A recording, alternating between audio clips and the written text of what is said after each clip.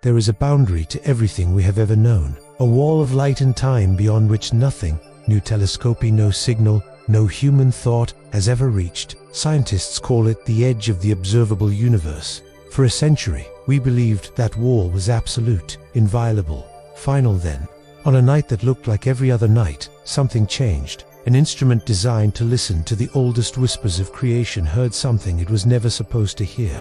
It came from beyond the edge, from a place that, according to everything we know about physics, should be utterly, completely silent. The signal lasted 47 seconds. It has not been explained, it has not been replicated, and it has not gone away. What you are about to hear is not science fiction. It is the account of what happened, what it may mean, and why some of the world's brightest minds are quietly terrified. To understand why this signal is impossible, you first need to understand where it came from. Not in terms of coordinates or star maps, but in terms of what that location means. The observable universe is not the whole universe. It is merely the portion of existence that light has had time to reach us from since the Big Bang, approximately 13.8 billion years ago. Everything within that sphere of light, every galaxy, every nebula, every black hole is, in principle, something we can detect. Beyond it lies a vast expanse of space that exists, but whose light has not had time to arrive. We are not talking about a physical wall. We are talking about a horizon, a boundary defined entirely by time and the finite speed of light. Nothing from beyond that horizon should be able to reach us. Not light, not radio waves, not gravitational waves, nothing at all. And yet, something did. The detection occurred at a deep space monitoring facility equipped with arrays built to scan the cosmic microwave background. The cosmic microwave background, the CMB, is the faint afterglow of the Big Bang itself, the oldest light in the universe. These instruments are the most sensitive ever built. They are designed to detect fluctuations smaller than a billionth of a degree, ripples from the birth of reality itself. On this particular night, the arrays were running a routine scan. Nothing unusual was expected. Nothing unusual had been anticipated. The universe, as far as anyone knew, was behaving. Then the data came in, and the computers flagged something they had no category for. The signal did not match the CMB. It did not match any known cosmic radiation source. Not pulsars, not quasars, not gamma-ray bursts, not fast radio bursts. It was structured, modulated, organized in a way that natural processes do not typically produce. And its point of origin, when the team ran the triangulation analysis, appeared to come from a direction consistent with a region beyond the observable boundary. The lead researcher looked at the data for a long time before speaking. When she finally did, she said only, "This should not be possible. Let us slow down here. Let us be precise. Because precision is the only tool we have when we stand at the edge of the unknown." In cosmology, the observable universe has a radius of approximately 46 billion light-years. You might expect that number to be 13.8 billion, matching the age of the universe. But space itself has been expanding since the Big Bang, stretching those distances far beyond what simple arithmetic would suggest. The cosmic microwave background sits at the very edge of this observable sphere. It is light from 380,000 years after the Big Bang, when the universe cooled enough for atoms to form and light to travel freely for the first time. Before that moment, the universe was an opaque plasma, a hot fog through which light could not pass. That fog represents a wall in time, a wall that no electromagnetic signal from before or beyond can penetrate. And yet the signal the arrays detected carried properties that place its origin outside this boundary. Its redshift values, the stretching of its wavelength due to the expansion of space, were anomalous in ways that suggest a source moving away from us faster than the speed of light. This is not, on its face, impossible. Space itself can expand faster than light. Objects can be carried by that expansion beyond our cosmic horizon. But here is the problem. If something is beyond the horizon, being carried away faster than light, then its signal should never reach us, ever. The expansion of space means those signals are being stretched, diluted, and ultimately lost. The fact that this one arrived means something about our model is wrong, or something about this signal is deeply, profoundly strange. Astronomers began examining the redshift data more carefully. What they found made the anomaly worse, not better.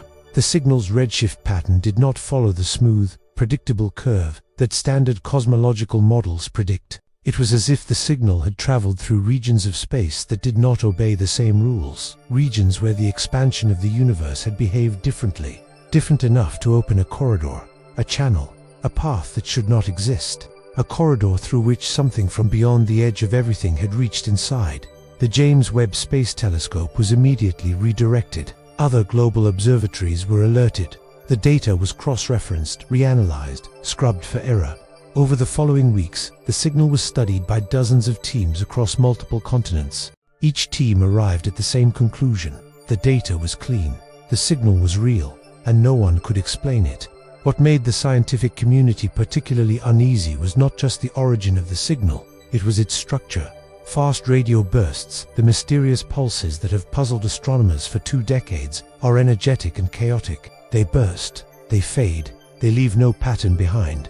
This was different. This signal repeated, not randomly, not in a way consistent with a rotating pulsar or a binary system's orbital mechanics. It repeated in a sequence that, when the team applied mathematical analysis, contained internal regularities, regularities that some researchers described, carefully and reluctantly, as information dense.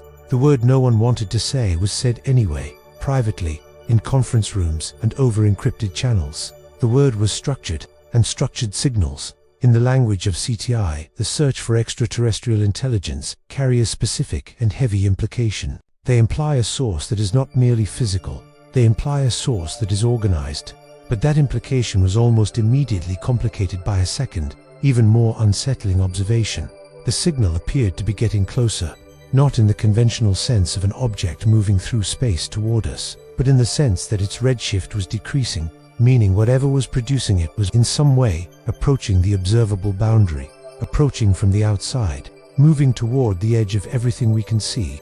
At this point, the scientific community fractured into several camps. Each camp proposed a theory. Each theory was extraordinary, and none of them was comforting. The first theory was the most conservative, and it came from cosmologists who specialize in inflationary models of the universe. They proposed that the signal was a topological effect, a consequence of the universe's large-scale geometry. If the universe is not infinite but instead has a specific shape, a torus, a sphere, a higher dimensional manifold, then signals could, in principle, wrap around. They could travel through dimensions of space we cannot directly observe, exit the observable boundary in one location, and re-enter it in another. This is not fringe physics. These models exist. They are taken seriously, but they have never predicted a signal of this clarity, this strength, or this structure. The second theory came from quantum cosmologists, and it was stranger. It proposed that the signal was evidence of a bubble collision, the remnant of our universe making contact with another. In eternal inflation theory, the Big Bang that created our universe was not unique. It was one of an infinite number of Big Bangs occurring within a larger, eternally expanding substrate called the multiverse. Each Big Bang creates a bubble of universe, expanding inside the larger inflation. These bubbles can collide, and when they do, they leave imprint signatures in the cosmic microwave background, anomalies in the structure of space itself. Some researchers believe the signal may be that imprint, not a transmission, not a message, but a scar, a mark left by the moment our universe brushed against another. The third theory was the one that generated the most debate and the most discomfort. It came not from cosmologists or quantum physicists, but from information theorists.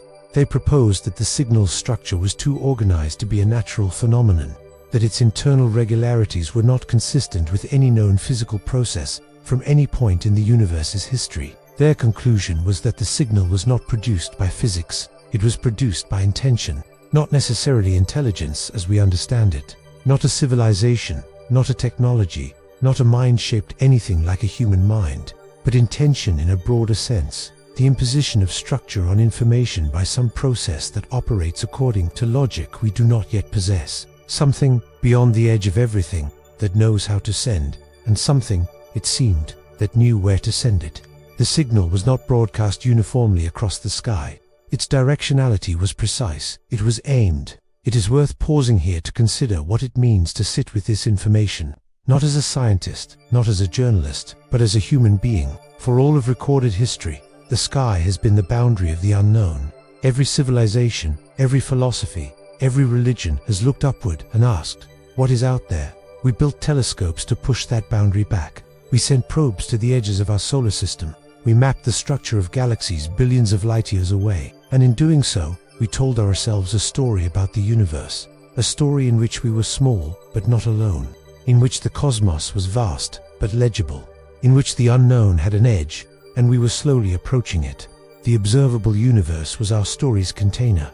Everything that could ever matter to us, every fact, every mystery, every discovery, would occur within its boundary. And now, something from outside that container had knocked, quietly, precisely, undeniably.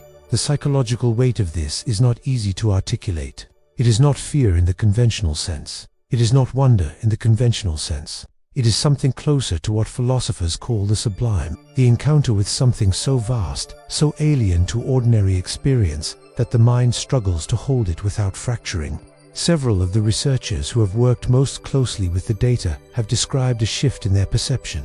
Not a breakdown, not a crisis, but a permanent alteration in the way they experience reality. One described it as learning that the room you have lived in your entire life has another door, and that the door is not locked, and that something on the other side is aware that you exist. That is not a comfortable thing to know. It is, however, an extraordinary one.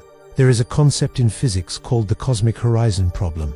It refers to the fact that regions of the universe far too distant to have ever been in contact with each other appear to be remarkably similar. Similar temperatures, similar densities, similar structures. This should be impossible if the universe simply expanded from a point. How could regions that have never communicated reach the same equilibrium? The leading explanation is inflation, the theory that in the first fraction of a second after the Big Bang, the universe expanded faster than light. This would have connected those distant regions before they were separated by the expanding cosmos. But inflation also predicts something else. It predicts that the universe did not inflate uniformly, that some regions inflated faster, some slower, that the universe we can see may be only one pocket of a far larger, far stranger whole.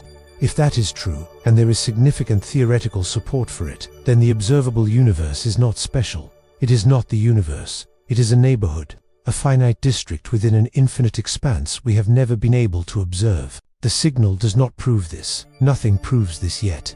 But it asks the question louder than anything we have heard before. What if the universe is not lonely? What if the silence we believed surrounded us was never silence at all, only our own deafness?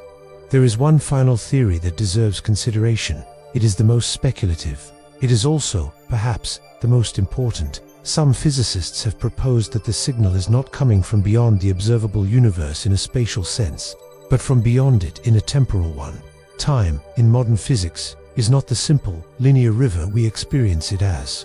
It is a dimension, flexible, curved, capable of being warped by gravity and by the expansion of space itself. In certain models of the universe's far future, the conditions of the very early universe could, in principle, be recreated. A civilization of almost incomprehensible capability might learn to encode information into the structure of space-time itself, to send it backward through the geometry of an expanding cosmos, to reach, across billions of years, to a moment when the universe was young enough to still be listening. This is not time travel in any science fiction sense. It is something far stranger. The manipulation of the universe's own structure to carry meaning across boundaries that physics considers inviolable. If this is what the signal represents, if something in our own far future, or in the far future of another bubble universe, has reached back, then we are not detecting an alien transmission. We are detecting a message from what we might one day become. That thought is either the most hopeful thing in the history of science, or the most terrifying. Here is what we know. A signal was detected. It originated from beyond the observable boundary. It was structured, it was directed, it repeated, and it was aimed. Here is what we do not know. Everything else. We do not know if it was natural or intentional. We do not know if it was from another universe, another time, or some domain of reality that our physics has no language to describe. We do not know if it will come again. We do not know if it has been trying to reach us for longer than we have been listening. What we do know is this: the universe just became larger, not in any physical sense, but in the sense that matters most, the sense of what is possible. For the whole of human history, the boundary of the observable universe was the boundary of relevance. Beyond it, nothing could touch us, nothing could speak to us, nothing could know we were here. That boundary held for 13.8 billion years. It held through the formation of galaxies, through the birth and death of stars, through the emergence of life and consciousness on a small blue world in an unremarkable spiral arm. It held right up until the moment it didn't, and in that moment, those 47 seconds of structured, directed, inexplicable signal, the story of the universe changed. We thought we were alone in the observable. We may not be alone in the unobservable either. We thought the edge was an ending. It may be a beginning. Somewhere beyond the reach of every telescope we have ever built, beyond the oldest light that has ever touched our instruments, something exists. Something that knows the universe well enough to speak across its boundaries. And for 47 seconds, it spoke to us. We are only just beginning to learn how to listen. The search continues. The data is still being analyzed. And somewhere out there, beyond the edge of everything, the silence may not be silence at all. If this story unsettled you, if it made you look at the sky a little differently, then you are asking the right questions. Subscribe and stay with us, because the universe is not finished speaking, and neither are we.